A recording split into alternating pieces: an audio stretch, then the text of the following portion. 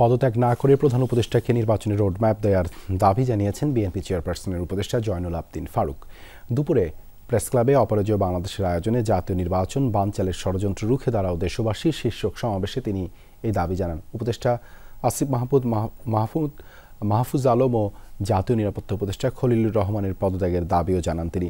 প্রধান উপদেষ্টা পদত্যাগ করতে চান এমন সংবাদে বিস্ময় প্রকাশ করে জয়নুল আবদিন বলেন, কোনো উপদেষ্টার পদত্যাগ করাতে অভ্যুত্থানের পর তাদের বসানো হয়নি। সুষ্ঠু নির্বাচন চায় বিএনপি।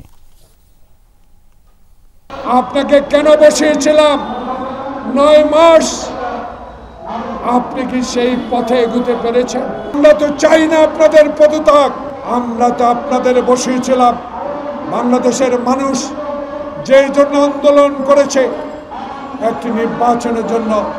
9টি মাস অতিবাহিত হলো, কেন এখনো নির্বাচনের ম্যাপ দেওয়া হচ্ছে না?